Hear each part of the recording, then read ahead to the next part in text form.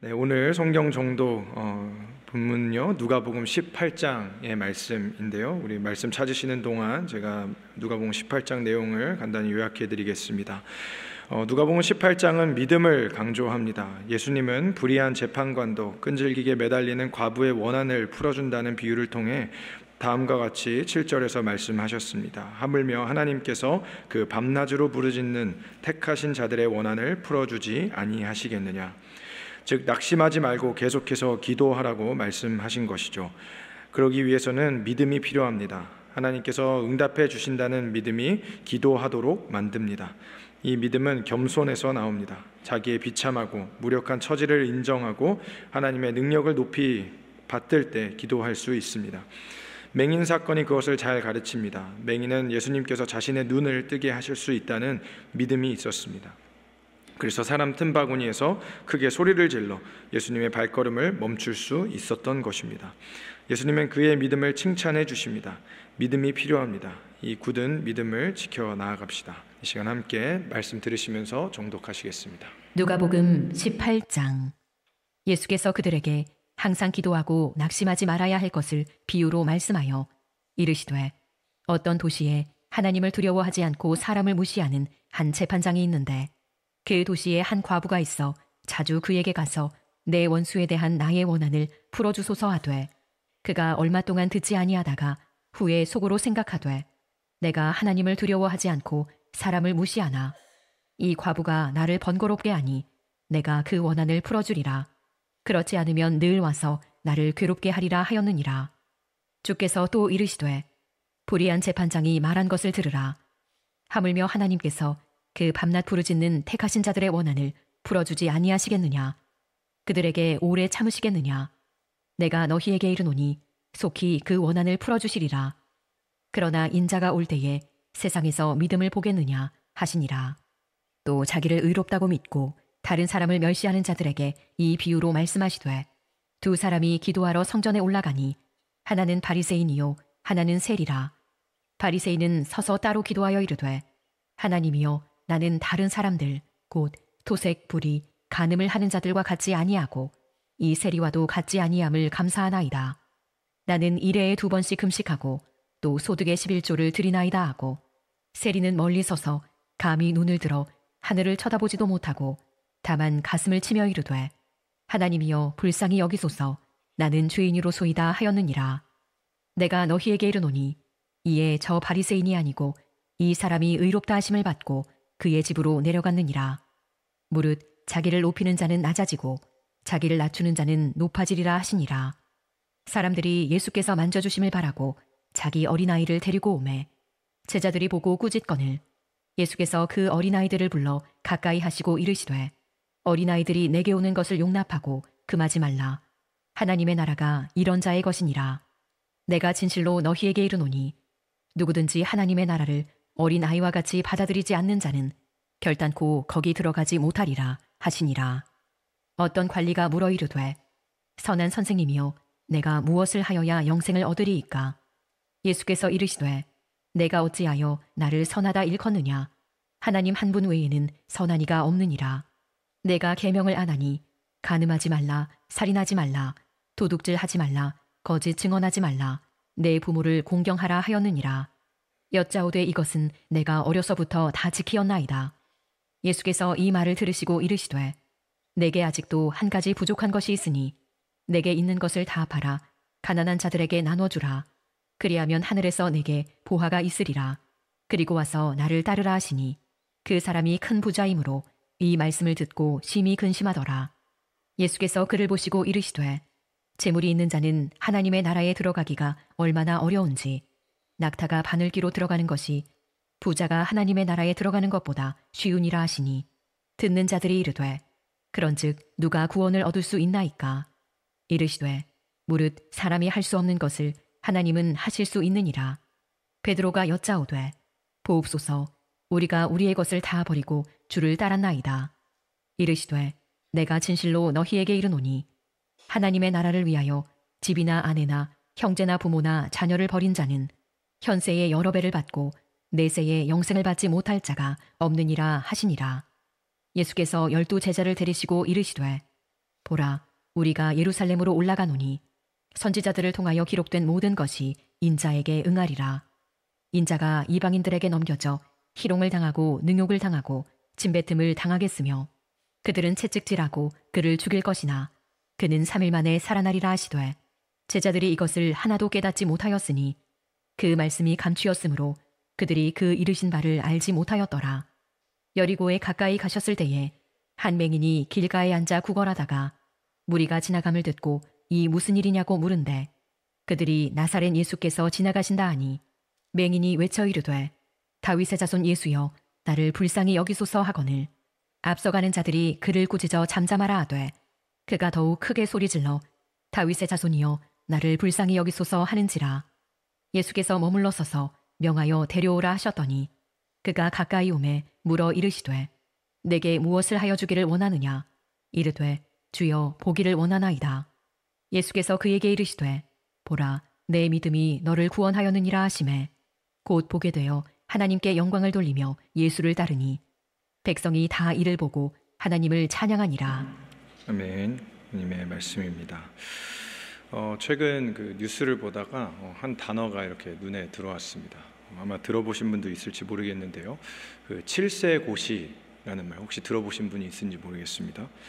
뭐 사자성어, 뭐 대단한 의미를 가진 사자성어는 아니고요. 그 단어 자체가 가지고 있는 것처럼 7살 때 치르는 고시다라는 이런 의미를 담고 있는 단어입니다. 도대체 무슨 7살이 고시를 치르는가 이런 또 의아한 생각을 하실 수 있는데 만 7살이 되면 한국에서 이제 취학할 연령이 되지 않습니까? 그러면 이제 학교에 갈 나이가 되면 한국에서 유명 학원이나 유명 초등학교에 입학하기 위한 고시 전쟁이 이미 시작된다고 합니다. 네, 좀 기가 차서 웃으시는 분들도 있는 것 같습니다. 자, 그런데요, 여기서 끝이 아닙니다. 4세 고시도 있다고 합니다. 4세 고시. 네, 무슨 뜻인지 이제 짐작이 가시겠죠? 4살 때 치르는 고시라는 말입니다. 자, 그럼 도대체 우리 4살짜리 우리 너무 귀여운 우리 포도원 아이들이 무슨 고시를 치르는가 봤더니 한국에서 일명 영유라고 하죠. 영어 유치원에 입학하기 위해서 한글도 채 떼지 못한 아이들이 이렇게 유치원 입시 전쟁을 치르는 모습이 한국에서 이렇게 나타나고 있다고 합니다. 네, 너무 어린 나이에 이렇게 입시 또 고시 스트레스 때문에 아동 인권에 대한 그 우려가 또 계속해서 이렇게 사회 문제로도 야기되고 있다고 하죠. 단순히 이 자녀를 잘 교육하는 그 수준을 넘어서서 어떻게 보면 이 자격을 갖추어야 한다는 그 자격 요건에 대한 그 강박 때문에 또 스펙 쌓기 또 그러한 그 경쟁적인 문화 속에서 또 탑 몇 %만을 기억하는 또 1등만을 기억하는 그런 세상의 문화 때문에 또 평가 중심 문화가 만들어낸 그런 안타까운 현실이 아닌가 생각해 봅니다. 자, 그런데 왜 이런 일이 벌어질까 또 곰곰이 생각해 보면요, 그 정말 깊은 그 원인 가운데는 어떻게 보면 그 두려움과 불안이 있지 않나 또 생각해 볼 수 있을 것 같아요. 다가올 미래에 대한 불안, 혹시나 내 자녀가 잘못되면 어떡하나 하는 그러한 불안과 그런 그 걱정 때문에 이러한 그 사회 문제가 생기지 않나 생각합니다. 사실 이러한 걱정은 뭐 어른들도 마찬가지 아닐까요? 대학 입시나 뭐 취업 전쟁, 뭐 계속되는 이러한 자격 요건에 대한 그런 그 질문은 끊임없이 우리를 불안하게 만드는 질문이 아닌가 생각합니다. 신앙생활도 마찬가지죠. 하나님 앞에서 과연 나는 괜찮은 성도인가? 괜찮은 사람인가? 과연 나는 하나님의 자녀로서 또 성도로서 또 크리스천으로서 나는 자격이 있는가라는 이러한 질문 앞에 우리는 어떻게 그 자격을 계속해서 증명하려고 해왔습니까? 방금 말씀드린 것처럼 어떤 끊임없는 경쟁 속에서 우리가 그 증명을 하기 위해 살아오지는 않았습니까? 아니면 혹은 나의 어떤 성취와 내가 해왔던 어떤 좋은 행동들, 선행 혹은 자랑을 통해서 나의 신앙과 믿음마저도 증명하려고 하지는 않았습니까? 오늘 저희가 살펴볼 이 누가복음 18장 그 중에서도 1절부터 14절까지의 본문에서는요, 예수님께서 이 두 가지 비유를 통해서 말씀을 전해 주십니다. 특별히 여기서 하나님께서 받으시는 성도의 기도의 모습과 또 성도가 갖추어야 될 그 삶의 모습에 대해서 도전하시고 또 가르쳐 주시는데요. 오늘 주시는 이 말씀을 통해서 과연 내가 붙잡고 있는 자격은 무엇인지, 그리고 하나님 앞에서 내가 내려놓아야 할 그 자격 요건은 무엇인지 생각해보고 하나님께서 주시는 그 자격을 우리가 갖추어 살아가기를 결단하는 이 아침 되기를 주님의 이름으로 축원합니다.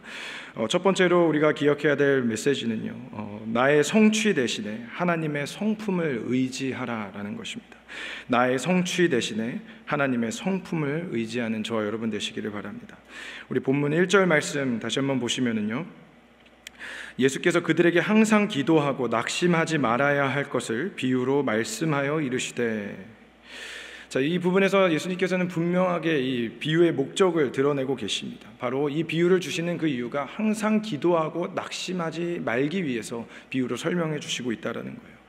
자, 그렇다면 우리가 이렇게 생각해 볼 수 있습니다. 과연 어떠한 상황 때문에 낙심하게 되는 것인가? 무엇 때문에 낙심할 상황을 마주하게 되는가?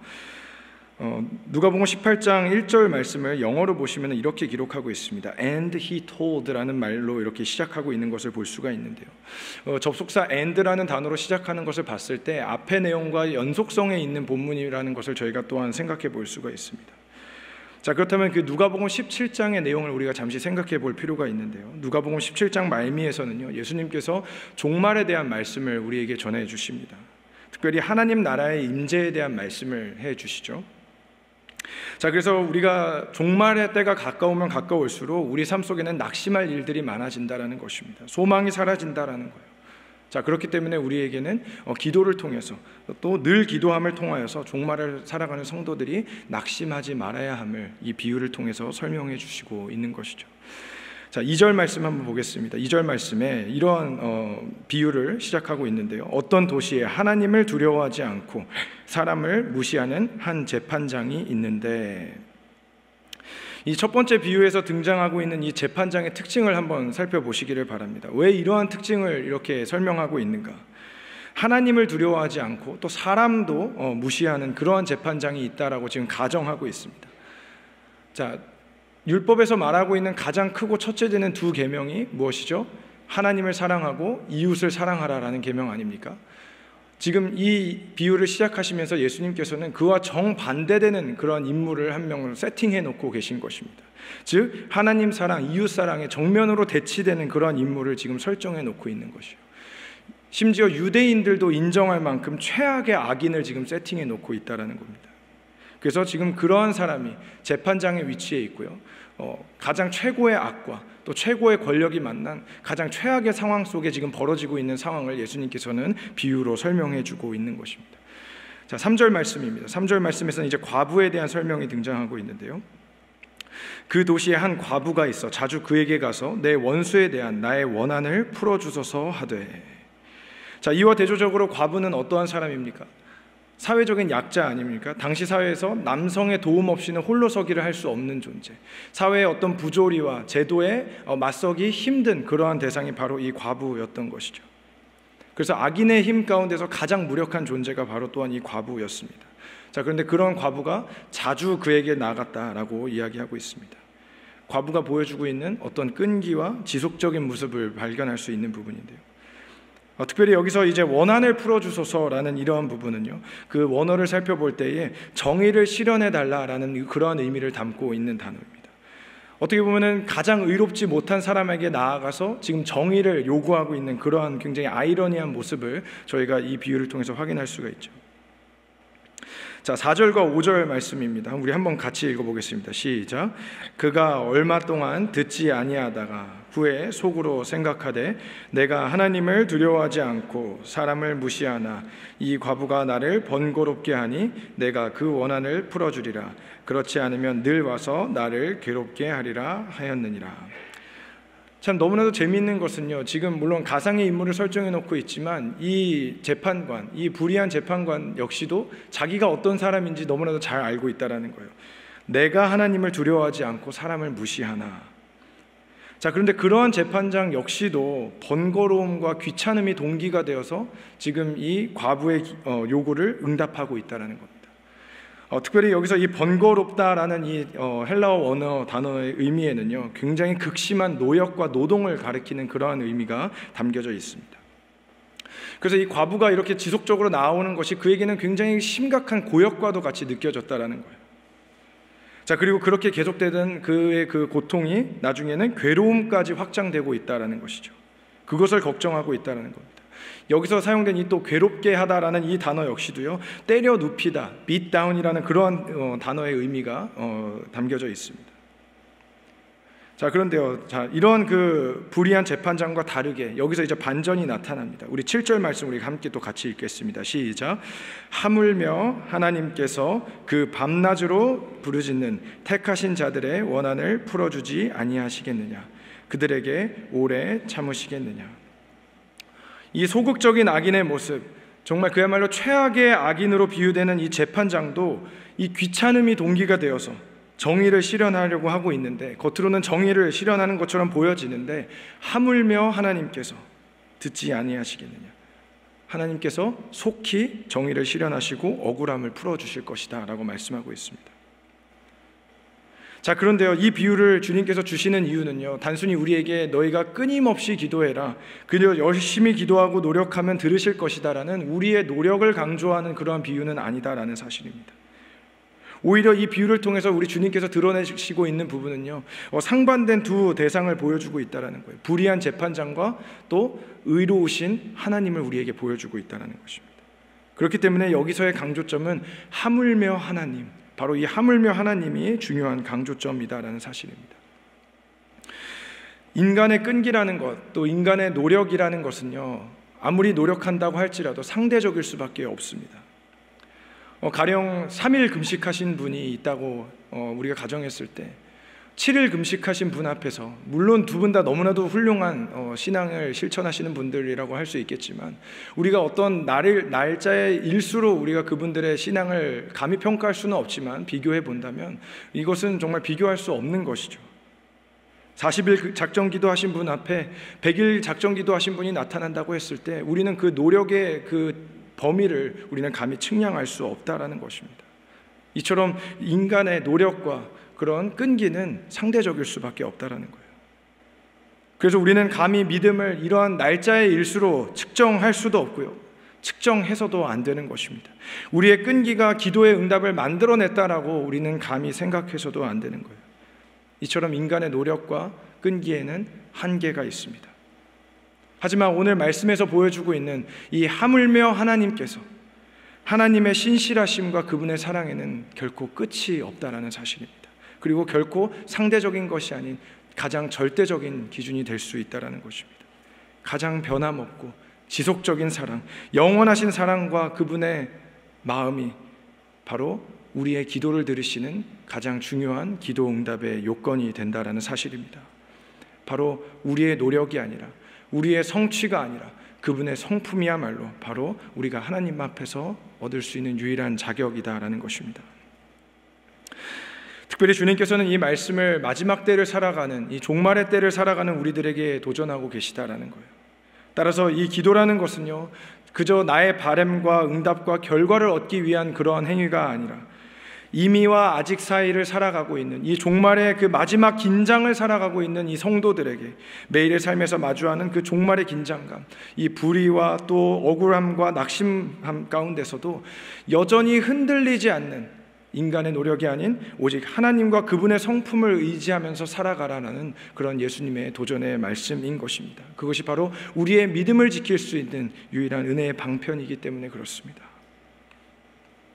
이를 위해서 우리가 또한 더 낙심하지 말아야 할 것은요, 우리 홀로 기도하는 싸움이 아니기 때문에 그렇습니다. 지금도 하나님 보좌 우편에서 우리를 위해서 여전히 중보하고 계신 예수 그리스도의 중보의 기도가 있기 때문에 우리는 결코 낙심할 필요가 없다라는 것입니다. 로마서 8장 34절에서는 이러한 말씀이 있죠. 죽으실 뿐 아니라 다시 살아나신 이는 그리스도 예수이시니 그는 하나님 우편에 계신 자요 우리를 위하여 친히 간구하시느니라. 결국 지속적인 기도, 우리가 항상 끊임없이 기도를 붙잡게 만드는 그 유일한 능력은요, 나의 꾸준함, 나의 집요한 어떤 그 성취감, 체크리스트를 채워가는 나의 그 지구력에 달린 것이 아니라 오직 하나님의 성품에 달려있는 줄로 믿습니다. 또한 우리를 위해서 끊임없이 간구하시고 중보하시는 바로 그 부활하신 예수 그리스도의 중보의 사역에 달려있는 줄로 분명히 믿습니다. 그렇기 때문에 우리가 신앙생활을 하면서 빠지기 쉬운 두 가지 오류를 주의해야 할 줄로 믿습니다. 첫 번째는요, 나는 기도를 오래 못하기 때문에 하나님께서 듣지 않으실 거야 라는 그러한 잘못된 거짓에 우리가 빠지지 말아야 할 것입니다. 또한 두 번째는요, 나 정도면 기도 많이 했기 때문에 하나님께서 당연히 기도 들어주셔야 한다라는 그러한 교만에 우리가 빠지지 말아야 할 것입니다. 불의한 재판장과 달리 우리 하나님께서는요, 당신의 자녀를 사랑하시기 때문에 기도를 들어주십니다. 그리고 들어주시되 속히 응답하실 줄로 믿습니다. 따라서 8절에 기록된 말씀처럼요, 인자가 다시 오실 때에 주께서 찾으실 만한 그 믿음, 오직 예수 그리스도를 믿는 바로 그 믿음을 우리가 끝까지 붙잡고 종말의 때를 승리함으로 살아가시는 저와 여러분 되시기를 주님의 이름으로 축원합니다. 두 번째로 우리가 기억해야 될 메시지는 이것입니다. 나의 선행 대신 하나님의 선언을 기억하라라는 것입니다. 나의 선행 대신 하나님의 선언을 기억하라라는 것입니다. 계속되는 또 다른 비유의 말씀이 등장합니다. 9절 말씀에서 보시면은요, 우리 함께 또 9절 말씀 읽어보겠습니다. 시작. 또 자기를 의롭다고 믿고 다른 사람을 멸시하는 자들에게 이 비유로 말씀하시되. 자, 9절에서 그 비유를 누구에게 지금 하고 있는 그 대상이 분명히 등장하고 있습니다. 그런데 자기를 의롭다 믿고 다른 사람을 멸시하는 자들에게 이 비유를 예수님께서 말씀하신다라고 이렇게 설명하고 있죠. 그래서 첫 번째 비유에서 등장하고 있는 비유 속에 이 불의한 재판장과 조금은 그 닮은 부류의 사람이 등장하고 있습니다. 자, 10절 말씀에 보니까요, 두 사람이 기도하러 성전에 올라가니 하나는 바리새인이요 하나는 세리라. 자, 지금 이 공적인 기도의 자리에 등장하고 있는 바리새인과 세리, 이 두 인물이 등장하고 있습니다. 즉 다시 말해서 그 공적인 기도의 자리, 어떤 예배의 자리, 하나님의 임재 앞에서 지금 마치 자격 심사대 앞에 서 있는 두 인물을 지금 보여주고 있다라는 것이죠. 그러면서 먼저 바리새인이 어떠한 모습으로 기도하는지를 설명하고 있습니다. 11절 말씀에 바리새인은 서서 따로 기도하여 이르되. 당시에 이렇게 서서 기도하는 모습은요, 굉장히 그 보편적인 유대인들의 가장 전형적인 기도의 방식이었습니다. 굉장히 일반적인 모습이었다고 볼 수 있는데요, 특별히 여기서 따로 기도했다라고 이렇게 설명하고 있습니다. 이 부분을 영어 성경에서는 이제 by himself라는 부분으로 이렇게 번역을 하고 있는데, 일부 주석가들에 따라서 번역의 다양성이 조금 존재합니다. 이 사용된 이 by himself에서 이 전치사 by를 to himself로 번역할 것이냐, 또 혹은 for himself로 번역할 것이냐에 따라서 의미가 조금씩 뉘앙스가 달라지기 때문입니다. 그것은 왜냐하면 이 지금 바리새인이 기도하고 있는 그의 그 태도에 있어서요, 지금 바리새인이 자기 자신을 향해서 기도하고 있다라고도 해석이 가능한 본문이기 때문에 그렇습니다. 자, 그래서 이 기도의 내용을 또한 살펴보니까요, 가장 먼저 감사를 선포하고 있습니다. 그 한글 성경에서는 잘 등장하고 있지 않지만 그 영어 성경이나 원어 성경을 볼 때에 하나님 감사합니다라는 구문으로 가장 먼저 이 구절이 시작하고 있기 때문에 그렇습니다. 감사를 가장 먼저 선포해요. 그렇다면 무엇을 감사하고 있는가? 다른 사람과 같지 않음을 감사하고 있습니다. 자, 그런데 어떤 다른 사람인가? 토색하는 자, 불의하는 자, 간음하는 자, 그리고 세리와 같지 않음을 감사하고 있다라는 거예요. 자, 또한 12절 말씀에서 일에 2번씩 금식함을 또한 하나님 앞에 고백하고 있습니다. 당시에 율법이 정해놓은 기준은요, 1년에 대속죄일에 한 번 금식하는 것이 율법이 정해놓은 기준이었습니다. 어떻게 보면 율법을 넘어선 기준으로 지금 이제 2번씩 금식하고 있는 것을 하나님 앞에 드러내고 있는 모습인 것이죠. 자기가 마련해 놓은 기준입니다. 또한 소득의 11조를 드린다라고 이렇게 드러내며 기도하고 있습니다. 자, 이 기도의 전반적인 내용을 비추어 볼 때 어떻게 보면은 마치 기도라기보다는요, 어떤 종교적인 레주메를 보는 것과 같은 그런 임프레션을 받게 됩니다. 자신이 해온 것들, 내가 이러한 착한 행동을 해왔습니다를 하나님 앞에 스스로 드러내고 있는 모습이다라는 것이죠. 자, 그렇다면 선행이라는 것이, 착한 행실이라는 것이 그렇다면 나쁜 것인가? 금식하는 것, 또 11조 드리는 것, 또 불의한 행동을 하지 않는 것이 그렇다면 나쁜 행동입니까? 그렇지는 않다라는 것이죠. 하지만 여기서 문제는요, 그 겉으로 드러나는 행위를 가지고 하나님 앞에 자기 의로 삼고자 하는 것, 그것이 가장 심각한 문제다라는 것입니다. 또한 더 나아가서요, 다른 사람을 평가하는 잣대로 지금 그것을 사용하고 있는 것이 가장 큰 문제다라는 거예요. 나는 이러한 행동을 했기 때문에 하나님 앞에 용납받을 만한 자격을 갖춘 사람이고, 그렇지 못한 내 주변에 내가 따로 떨어져서 기도하고 있는 저 부류의 사람들은 자격받지 못할 만한 사람들이라고 자기가 가지고 있는 잣대를 가지고 평가하고 있는 모습. 그래서 나는 마치 의인과 같은 모습이다라고 그들 가운데 서 있는 모습이 바로 이 바리새인의 기도의 가장 심각한 문제점이다라는 사실입니다. 이 부분에 있어서 잘 아시는 팀 켈러 목사님께서는요, 자기 의를 드러내며 스스로 구원을 이루려는 두 가지 형태를 주의하라라고 말씀하셨는데요, 한 가지 경우는 바로 이것입니다. 율법과 규칙을 완전히 무시해버리고 스스로 삶의 주인 행세를 하고 있는 모습을 주의하라라고 했습니다. 또한 두 번째는요, 규칙은 열심히 지키면서 살아가는 것처럼 보입니다. 하지만 그를 가지고 하나님을 비치게 만드는 모습, 다시 말해서 하나님 앞에 내가 이러한 것들을 지켜왔으니 하나님 나를 이제 구원시켜 주십시오 하는 그러한 보상을 기대하는 모습이 바로 두 번째 주의해야 될 모습이다라는 거예요. 하지만 복음은 이와 정반대입니다. 성경이 말하고 있는 의는요, 법정적인 선포와 관련이 되어져 있습니다. 이것이 바로 성경에서 말하는 칭의 교리의 핵심입니다. Justification 교리의 핵심인 것이죠. 인간의 선행과 율법에 대한 순종은 구원을 얻기 위한 자격 요건이 아니라 구원받은 성도가 삶 가운데서 자발적으로 마땅히 맺어가야 할 선한 열매들이기 때문에 그렇습니다. 그렇기 때문에 우리는 삶 속에서 나의 선행 대신에 하나님께서 선포하신 그 선언을 기억하는 것, 우리를 의롭다 선언하신 그 선포를 기억하는 것이 바로 하나님 앞에 용납될 유일한 자격인 것입니다. 내가 다 이루었다라고 생각하는 그 생각을 버릴 때에, 그 자격을 내려놓을 때에 비로소 우리는 하나님 앞에 온전한 자격을 갖게 되는 줄로 믿습니다. 다 이루었다라는 그 선포는요, 오직 우리 주 예수 그리스도께서만 하실 수 있는 선포이기 때문에 그렇습니다. 빌립보서 3장에서 바울은 그렇기 때문에 이렇게 고백합니다. 내가 가진 의는 율법에서 난 것이 아니요 오직 그리스도를 믿음으로 말미암는 것이니 곧 믿음으로 하나님께로부터 난 의라. 우리의 기도 생활을 한번 점검해 봤으면 좋겠습니다. 최근 우리의 기도 생활에서 나는 내가 하나님 앞에 한 것들을 그저 리포트하고 보고하지는 않았습니까? 아니면 내가 받은 것을 고백하셨습니까? 내가 속한 가정과 또 직장과 예배 안에서 혹시 내가 율법보다 더 나아가서 만들어낸 새로운 기준과 잣대가 있지는 않습니까? 새로운 율법 앞에 나 스스로를 얽매이게 만들고 다른 사람들을 따가운 시선으로 바라보고 있지는 않았습니까? 말씀 앞에 우리가 다시 한번 내 자신을 돌아보며 예수의 공로로 자격 없는 나를 위해 의롭다 여기신 하나님의 구원의 선포를 기억하시는 저와 여러분 되시기를 주님의 이름으로 축원합니다. 마지막 세 번째로요, 오늘 말씀을 통해 기억해야 될 메시지는요, 나의 자랑 대신 하나님의 자비를 붙잡아야 한다라는 사실입니다. 나의 자랑 대신 하나님의 자비를 붙잡는 저와 여러분 되시기를 주님의 이름으로 축원합니다. 우리 13절 말씀 우리 함께 한 목소리로 읽겠습니다. 시작. 세리는 멀리 서서 감히 눈을 들어 하늘을 쳐다보지도 못하고 다만 가슴을 치며 이르되 하나님이여 불쌍히 여기소서 나는 죄인으로소이다 하였느니라.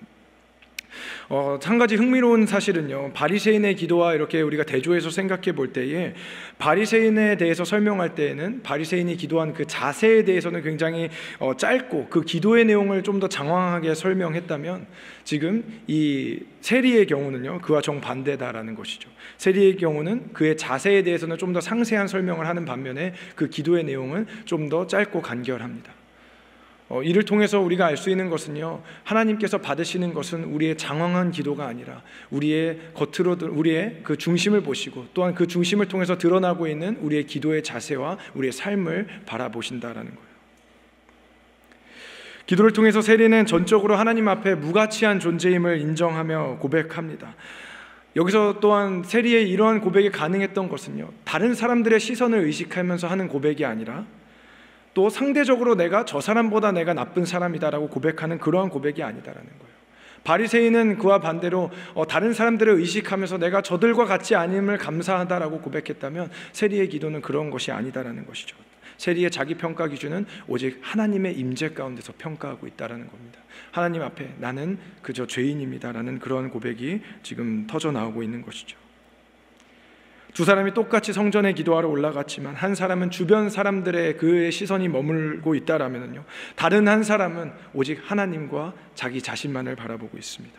그렇기 때문에 이유를 막론하고 내가 이런 것도 했습니다, 저런 것도 했습니다를 드러내는 것이 아니라 하나님 앞에선 누구든 죄인임을 고백할 수밖에 없는 그런 현실을 마주하고 있습니다.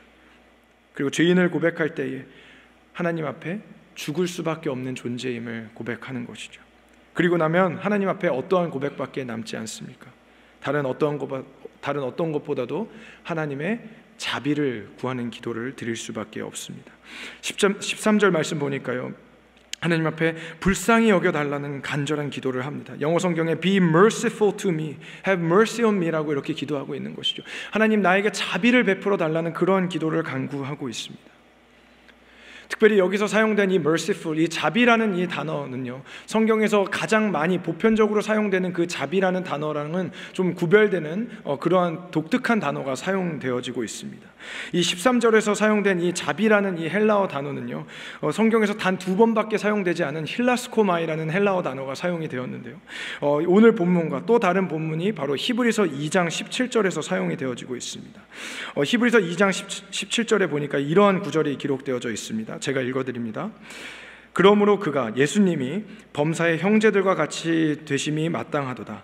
이는 하나님의 일에 자비하고 신실하신 대제사장이 되어 백성의 죄를 속량하려 하심이라. 여기서 사용된 이 속량이라는 단어가 바로 이 힐라스코마의 이 mercy, 이 자비라는 단어, 속죄라는 그 단어가 사용이 되어지고 있습니다. 영어로는 propitiate라는 그런 단어가 사용이 되고 있는 것이죠. 즉, 이 하나님 앞에서 자비를 간구하는 이 세리의 기도의 핵심은요, 바로 하나님 앞에 죄에 대한 속량과 속죄의 기도였다라는 사실입니다. 제사적인 속죄를 간구하고 있는 기도라는 거예요.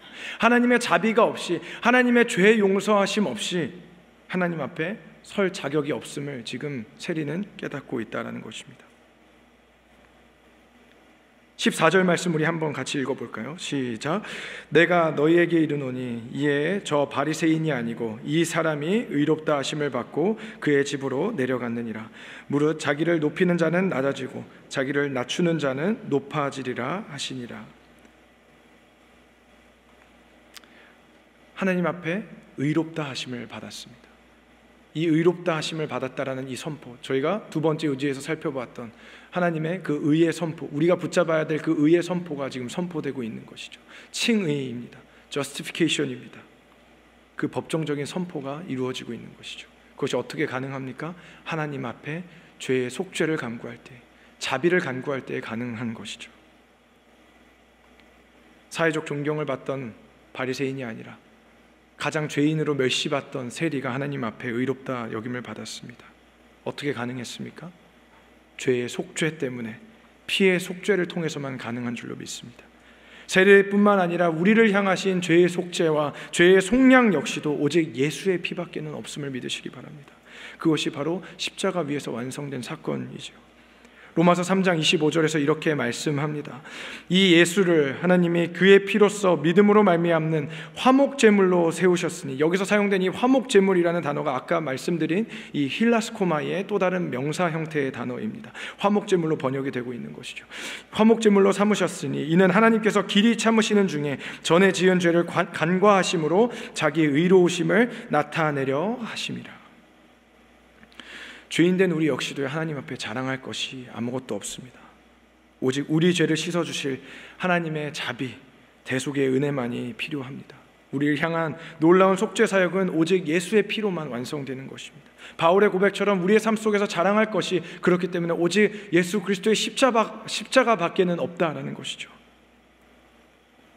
우리가 처음 예수 믿을 때에, 처음 목사 안수 받을 때에, 교회에서 우리가 처음 훈련받고 또 리더로 세워질 때에, 우리가 선교를 결단하고 하나님 앞에 헌신하기로 작정할 때에 우리의 기도의 모습이 어떠하였습니까? 하나님의 은혜만을 구하고 자비만을 구하는 모습 아니었습니까? 하지만 우리가 그 경험이 익숙해지고 매번 반복되기 시작할 때에 어느덧 우리는 하나님의 자비 대신에 내 자랑을 쫓고 있는 모습을 발견할 때가 너무나도 많았습니다. 나를 자랑하면은요, 하나님의 보상과 상급을 기대하기가 쉽습니다. 하지만 나의 죄인됨을 고백하면 하나님의 자비를 간구할 수밖에 없습니다. 우리의 기도 안에 속죄와 자비의 기도가 멈추지 않았는지 우리의 기도를 점검해 보았으면 좋겠습니다. 하나님의 상급과 보상을 구하는 기도만이 남아있는 것은 아닙니까? 우리 자신을 말씀 앞에 비추며 점검해 보시기를 간절히 바랍니다. 말씀을 정리합니다. 성도들로서 마지막 때를 살아가는 우리는 지금도 여전히 나의 가치와 자격을 증명하고 싶은 순간과 그런 유혹을 마주할 때가 여전히 많습니다. 여전히 불안하고 또 걱정이 앞서기 때문이죠. 하지만 하나님 앞에서의 자격은요, 세상이 말하는 성취, 선행, 자랑이 결코 아닙니다. 내 성취 대신 하나님의 성품을 의지하게 될 때에 기도의 자리에서 우리는 낙심 대신 소망을 갖게 될 것입니다. 내 선행 대신 하나님의 의롭다 하시는 그 선언을 우리가 기억할 때에 우리는 확고한 칭의의 복음을 붙잡게 될 것입니다.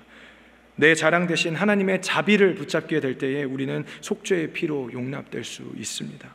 우리가 버려야 하는 그 자격, 내려놓아야 하는 그 자격, 그리고 우리가 내려놓게 될 때에 붙잡게 되는 그 은혜가 바로 예수 안에서 주어지는 은혜인 줄로 믿습니다. 그것이 바로 마지막 때에 주님께서 찾으시는 믿음을 끝까지 지키는 성도들의 모습입니다. 오늘도 믿음으로 살며 예수 안에서 이 은혜와 자격을 풍성히 누리시기를 주님의 이름으로 축원합니다.